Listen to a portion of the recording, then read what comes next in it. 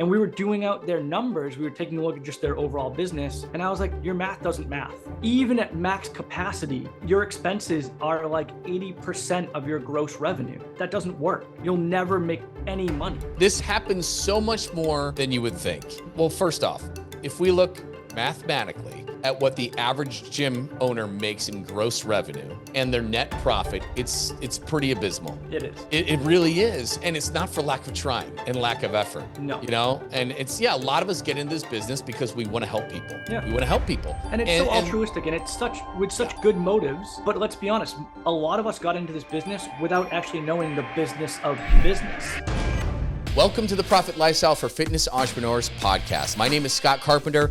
I am a personal trainer turned multiple gym owner and investor who's already been through the rock bottom and near bankruptcy in the fitness business. But I've been lucky enough to come out the other side and have turned the profits of my fitness business into indestructible wealth. I'll be sharing the no bullshit strategies, tactics, and advice to win big in business and in life. So if you're a gym owner, a personal trainer, or an online coach who wants to make multiple six figures in take-home profit and have the freedom with your time to actually enjoy it, subscribe now to this podcast. This is the show for you. All right, welcome back, everybody. Welcome to the Profit Lifestyle for Fitness Entrepreneurs podcast. I'm Scott Carpenter with my awesome co-host, Andy Boimila. And today we're going to talk about mathematically how your business is likely set up to fail. And listen to this episode. You might not think you're one of them, but even if you're doing all right, guys, a lot of us are just stuck. A lot of us are stuck. And, we're either struggling or we're stuck and we just can't break through. And at a certain point, we're just like, hey, once they get to X amount of members, everything will be fine. I can rest easier and then we get there or we don't get there and we have more revenue, but where's the profit?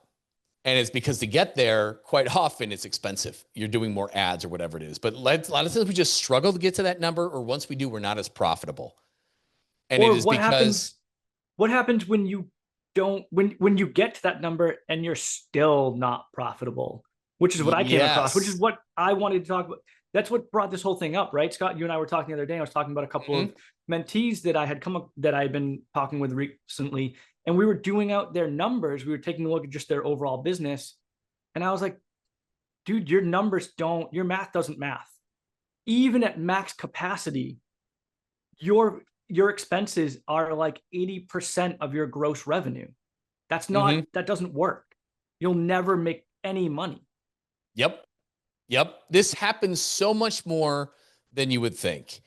And I mean, first off, if we look mathematically at what the average gym owner makes in gross revenue and their net profit, it's pretty abysmal. It is. It really is. And it's not for lack of trying and lack of effort. No. And it's, a lot of us get into this business because we want to help people. Yeah. We want to help people. And it's so altruistic and it's with such good motives. But let's be honest, a lot of us got into this business without actually knowing the business of business. And that's the thing. You can say, we all use it as an excuse at some point. Oh, I'm not in it for the money. Okay. Well, do you have any idea how many gym owners fail or burn the F out? Hey, we got prime time. The nature of the hours of our business, people want to see us at 5 a.m. and 6 a.m. and they want to be there till 7 a.m., 8 p.m. or 7 p.m., 8 p.m. and on weekends.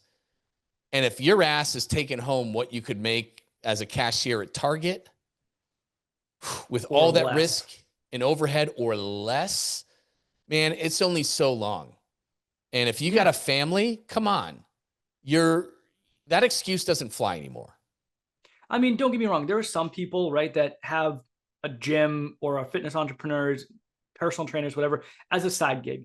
And I get it. That's kind of a different story, right? But even then, it's a lot of work for very little return. And I get it when people are like, I'm not in it for the money. I'm in it for helping people. Sure. You still got to keep the lights on if you own a brick and mortar. You still have expenses. Even if you're an online fitness coach, You still have overhead in the services that you use, the way you deliver your workouts probably costs you money day in and day out.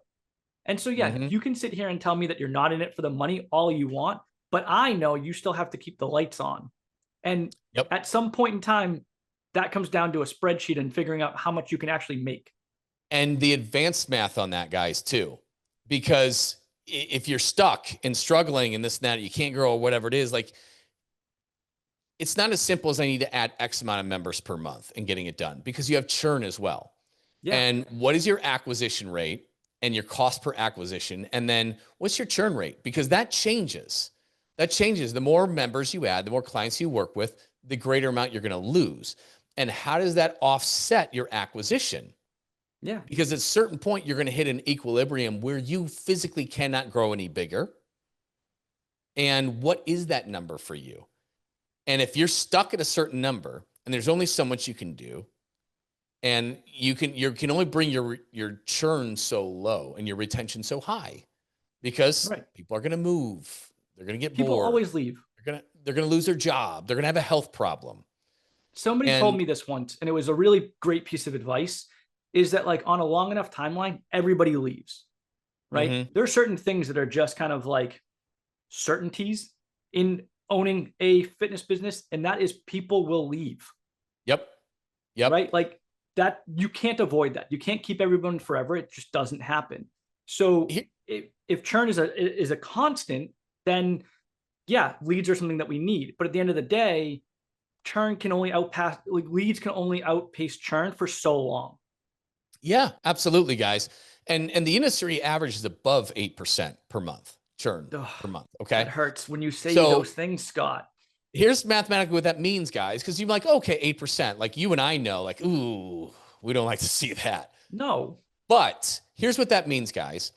So 8% per month would leave. Okay. So multiply that by 12 months. So that's 96% of your customers will leave in a year. So inside of a year, in 1 year, basically what it means is every single person will be new. That's how that math is. That's terrifying to think about, that I have to replace my gym every year. That's exactly what you're doing. And yes, you're like, well, some people are staying like 7, 8 years. Yes. But a lot of people are staying 1 month or 2 or 3 or 4 or 5. Right. So it just means that, yeah, that on average, not everybody, but on average, you turn over every single person inside of a year. Whoa. Right. That's 8% churn. And a lot of places are at 8% churn. I've seen much higher. But think about that, though. If you're at 4% churn, which is really good, 4% churn is excellent. That means by this time next year, half of your people will be gone. Your current people. If you get a gym with 100, if you get a gym with 200 members, that means you've lost 100 members. Yes. At a 4% churn, which is great. Yeah. And here's the thing is, like, the people that don't measure their churn accurately and the right way, you guys are going to drastically overestimate how good your churn is. That's just how it works, because we discount. We like, oh, we get these people are with us for like 5 years, Yeah, you'll have a lot of those, but think of all the, what do you call it when you leave a beer behind and you don't drink the whole thing? Oh, like a wounded soldier? Yeah, all the wounded soldiers left in the wake.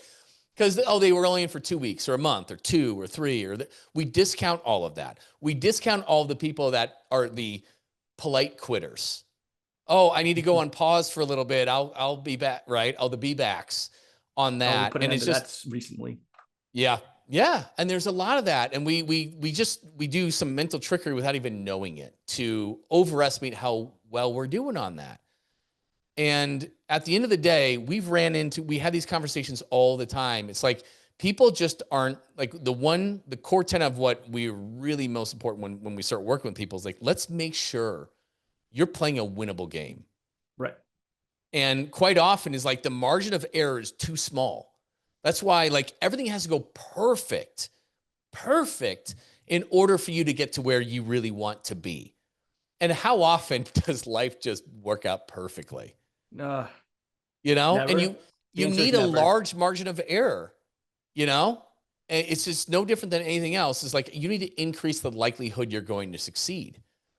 And quite often, mathematically, we just haven't worked out that advanced math on acquisition and churn rate and what you're charging, your price, to make sure you're going to be profitable, to make sure that you're going to be well compensated for all the time, risk, effort, sleepless nights that you have as a business owner. And risk. I mean, I started the other day. So I hopped on the call with one of our mentees and we started breaking down their business. And I was like, all right, we took a look at what their current ACV is, right? Average client value. We took a look at what their LOM or length of membership was. And we even took a look at their class size. And then I started noticing that something was wrong, right? And this is kind of what sparked this whole conversation. We're looking at their max class size, right? So their max class size was, I think it was like 8, right? So they could hold 8 people per class. Okay, good class size, right? Still intimate relationship, love it. I like that number. And then we started looking at how many classes per day they can have, right? And realistically, if you really think about it in a class schedule, or even just in any kind of when people want to work out, there's only a couple certain blocks throughout the day that people really have availability to work out, right? Yeah. And it's realistically like 8 to 9-ish hour-long blocks that are available for most people, give or take. So we start looking at that and we start doing a calculation that we have where we can figure out the max capacity that someone can have inside of their gym. So we figured out his max capacity. Okay. And then we looked at his ACV. And if you multiply your ACV by your max capacity, that tells you what your max gross revenue can be.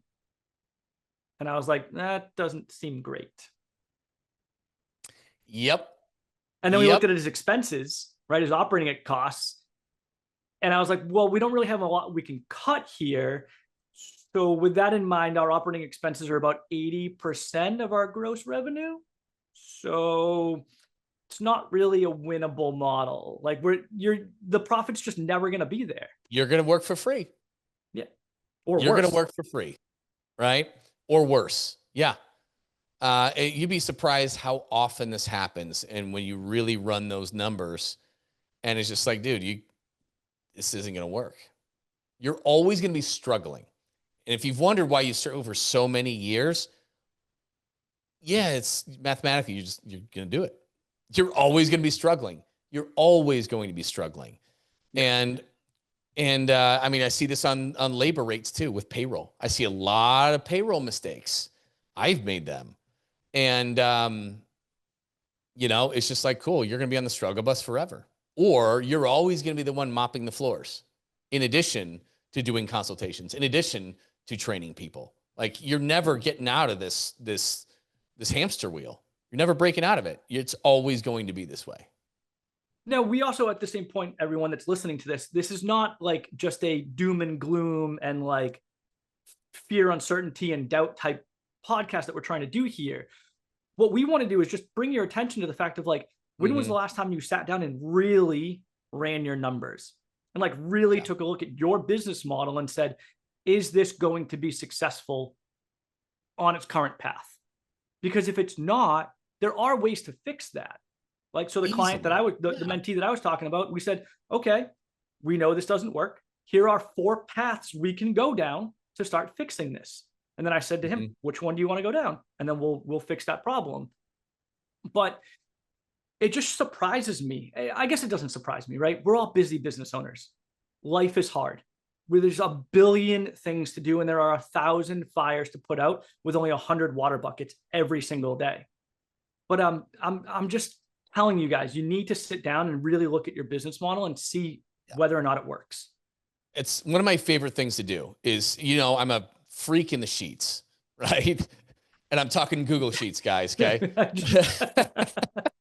That's a different type of podcast, Scott. Yeah. Let's make sure that Raj Profit Lifestyle After Dark. Make sure Raj clips that video appropriately and doesn't add in B-roll that we do not like to see in there. Yeah. With AI, that could get a little freaky. It could. But yeah, I'm a freak in the sheets, right? So my degree in college was economics. I love taking micro and macro and meta and like just putting together frameworks and models. And I love doing it. So that's where the advanced math comes in. So I built a profit predictor.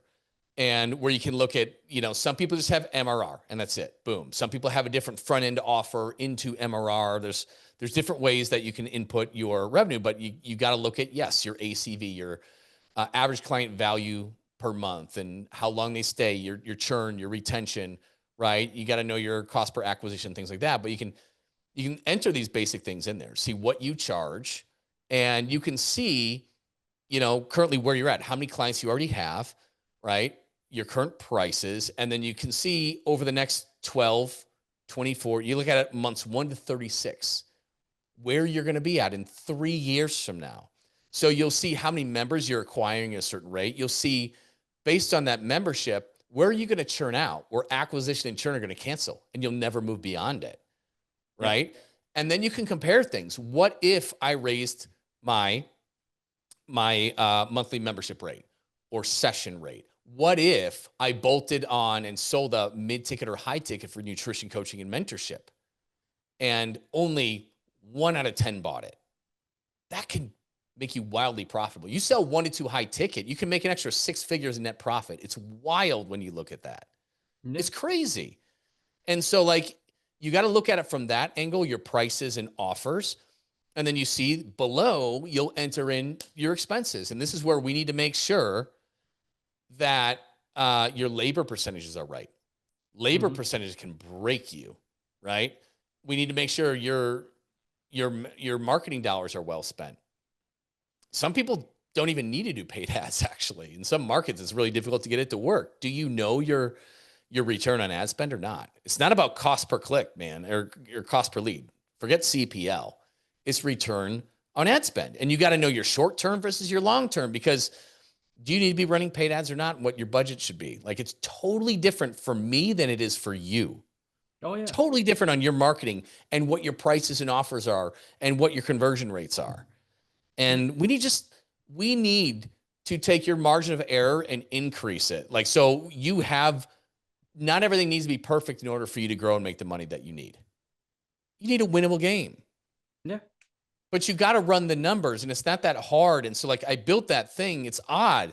You don't see it anywhere. You don't see anything that will take your churn rate and your membership rate and offset those and your CP.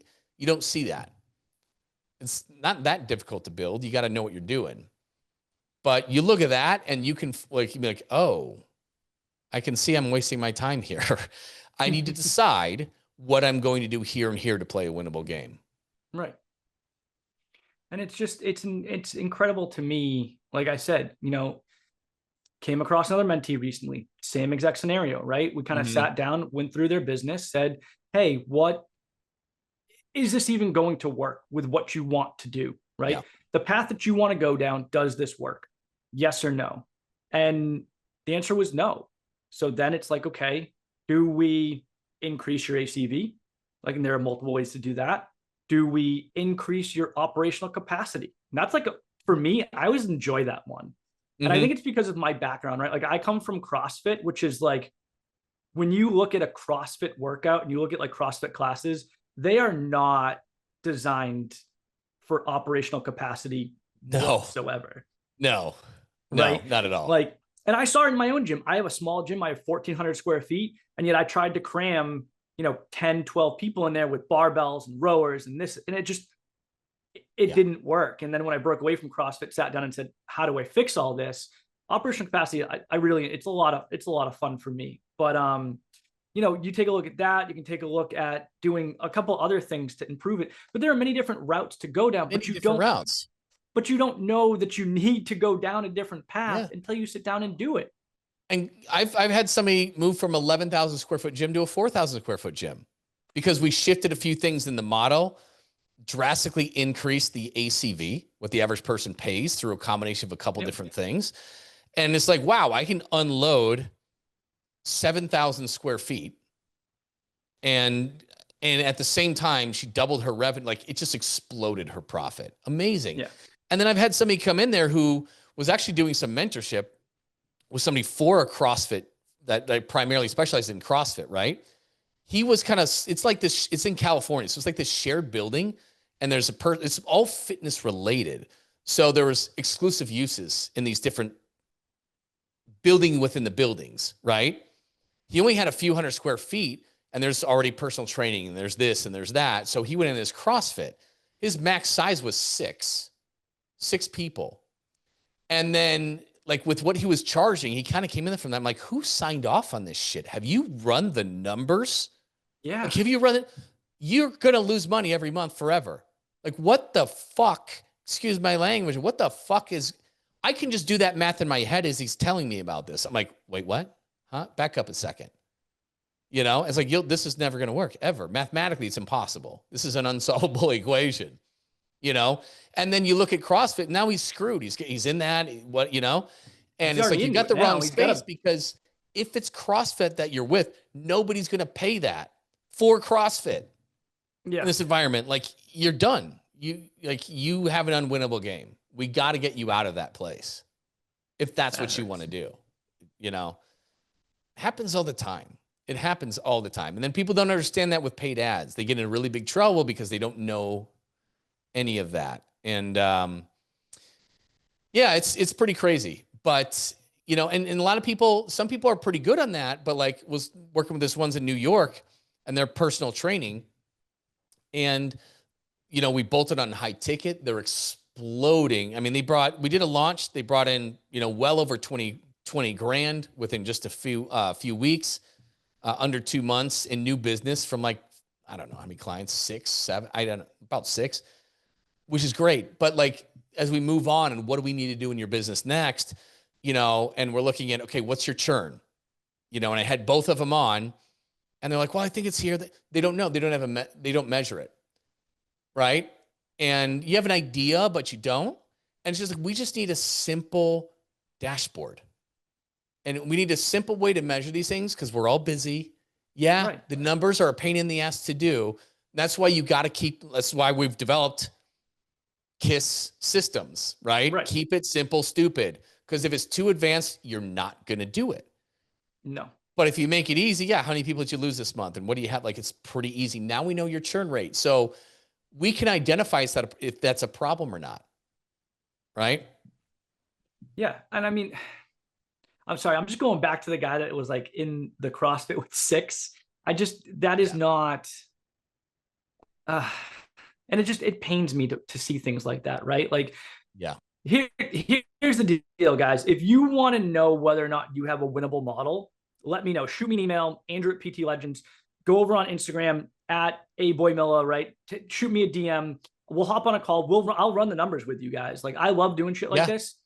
I will run the numbers. We will sit down and see if you even have a winnable model. And if you don't, what I will do is I will lay out a couple different paths for you to go down that can fix this, just because I want to help.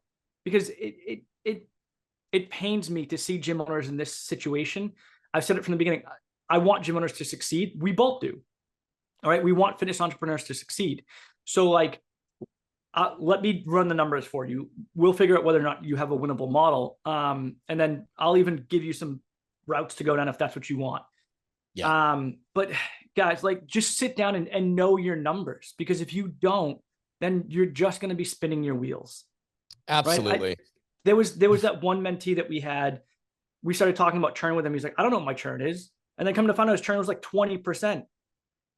And yes. Like, no wonder. It doesn't matter. Guy in Canada, right? Yeah. It doesn't matter how many, like, you're going to have to spend $1,000, $2,000, $5,000 on paid ads just to get the amount of leads you need to break even. Yeah. Like, you can't put water in a bucket with no bottom.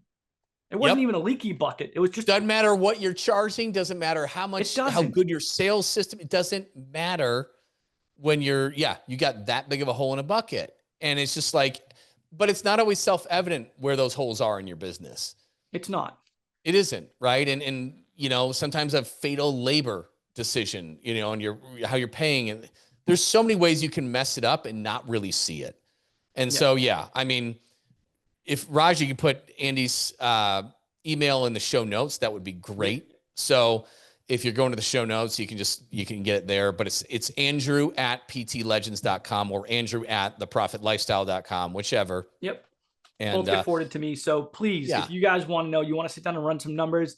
I love running numbers. It's one of the reasons why Scott and I work so well together. Both of us are very numbers driven. We love spreadsheet. So I am more than happy to sit down and run the numbers with you guys, because I just want to help. And I want to make sure that you are set up for success, because just so many people, again, when we got into this, heartbreaking. When we got into this, we didn't know the business of business. We didn't know whether or not we were going to have a business that even could be successful based on the model that we set up. And so there's no better time to fix it than now, because otherwise you're just going to be stuck where you are forever. You're going to sign yourself up for more years of pain. Years. So much heartache. Man, that's why we do what we do. I mean, that's why we're so passionate about talking about this shit, because you and I have lived it. Yeah, absolutely. Period. So yeah, guys, so take them up on that. That's fantastic. And at some point, stay tuned on this show, on my social media too, because I'll probably get Profit Predictor probably cleaned up and launched. There's a couple different ways you can fill it out depending on what type of business model you are. So maybe I'll make some adjustments to make it more self-explanatory and maybe give it out to you guys as well. So stay tuned on all our platforms. You'll probably see that coming over the next few weeks, and hop on with Andy and have him do it. Get a pro taking a look at it to make sure you've got that winnable model. So, and identify those bottlenecks so you know how to solve them. So absolutely, thank you, Andy.